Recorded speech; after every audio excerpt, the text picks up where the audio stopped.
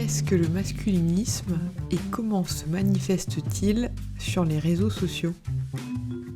Donc le masculinisme, le terme désigne un ensemble de mouvements, mouvements d'idées, on pourrait dire, mouvements de pratiques, qui s'inscrit en faux contre le changement social, le progrès social, et en particulier contre l'émancipation de groupes dominés, au premier rang desquels les femmes et les minorités de genre, défendant l'idée que cette émancipation et ce changement social, ce progrès social, il se fait au détriment des hommes. Et sur les réseaux sociaux, soit c'est une de ces sous-communautés, soit des communautés de dragueurs de rue, des communautés autour des sports de combat, qui défendent ces choses-là, qui montrent ces activités-là dans leurs vidéos, qui permettent de définir ces personnes-là comme masculinistes parce que ces pratiques sont mises au service du discours politique qu'on a défini avant.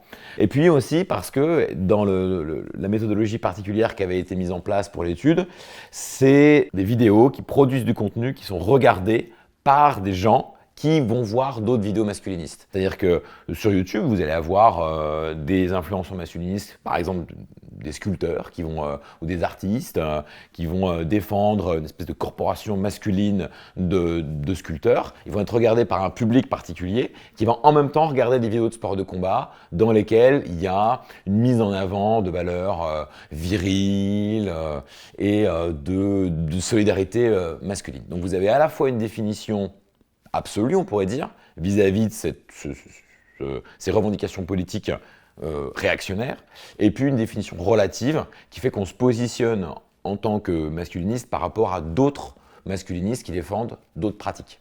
Pourquoi associez-vous le masculinisme à la droite radicale ?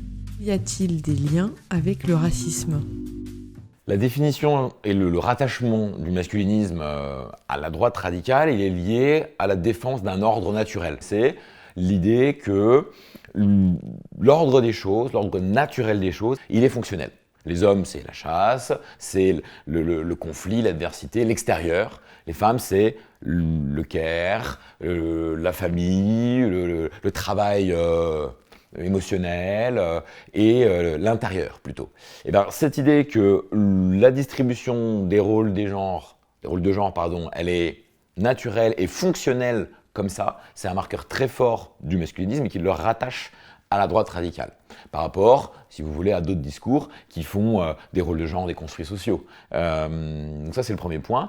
Et sur le racisme, chez les masculinistes blancs et dans lesquels on rencontre il y a un recouvrement entre la parole masculiniste et la parole raciste, il va y avoir cette idée que l'ordre naturel, il est aussi civilisationnel et que les choses fonctionnent quand chacun est chez soi. C'est-à-dire quand les Blancs sont sur un territoire précis, sur le territoire européen, quand les Noirs sont en Afrique, quand les Arabes sont sur leur territoire, quand chacun est chez soi, l'ordre naturel des choses peut fonctionner et c'est comme ça que ça se passe. Et c'est comme ça que ça se passe bien par rapport à des sociétés métissées, on pourrait dire, dans lesquelles il y a une interprétation pathologique du métissage. Donc le discours masculiniste, il va devenir raciste quand il va y avoir la revendication que l'immigration, le métissage, c'est une forme de déclin, en l'occurrence de l'Occident, et ça va être utilisé pour stigmatiser des populations immigrées, noires, racisées de manière générale, qui ne sont pas là où elles devraient être et qui parasitent, qui court-circuitent le fonctionnement normal des sociétés occidentales. Les codes masculinistes peuvent-ils se retrouver dans les cultures professionnelles ? Prenons les sports de combat par exemple. Vous pouvez faire des sports de combat pour affirmer, pour faire du muscle et puis affirmer une domination dans l'espace public ou pour développer un sentiment de sécurité dans un contexte qui serait d'insécurité. Et puis inversement, vous pouvez faire des sports de combat pour créer de la cohésion, pour créer des formes de compréhension, ce que c'est que la violence, dans le but de la pacifier. Il y a des groupes militants, d'autodéfense militante qui pratiquent ça. Il y a les travaux d'Elsa Dorlin sur les suffragettes qui faisaient du jiu-jitsu. Voilà, plein de choses comme ça.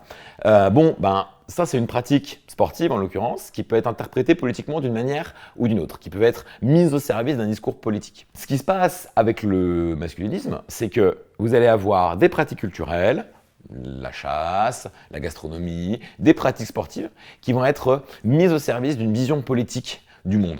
Je regardais hier une vidéo d'un youtubeur, un masculiniste, où il fait du golf dans ses vacances et il dit, désolé, le golf, c'est un peu gay.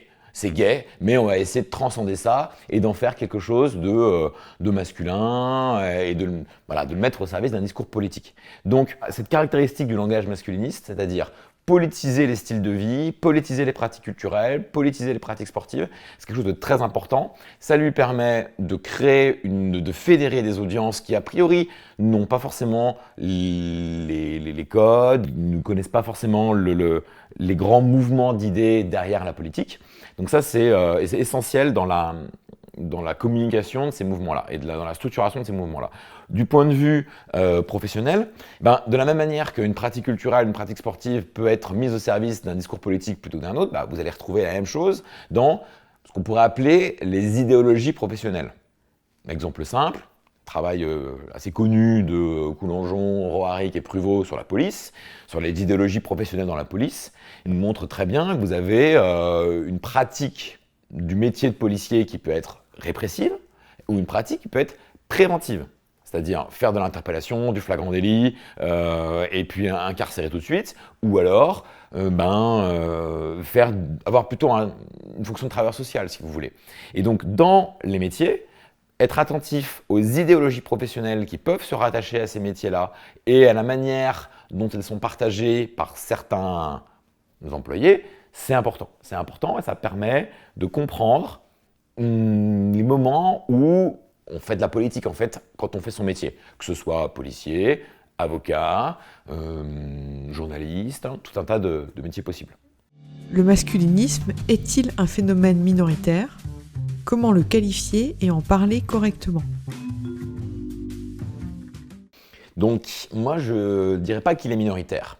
C'est vrai que les vidéos du masculinisme ne vont pas faire 1 million, 2 millions, 3 millions. Ça peut arriver, mais la plupart des vidéos font quelques dizaines de milliers, centaines de milliers pour les influenceurs les plus connus. À l'échelle des mondes numériques, c'est pas énorme.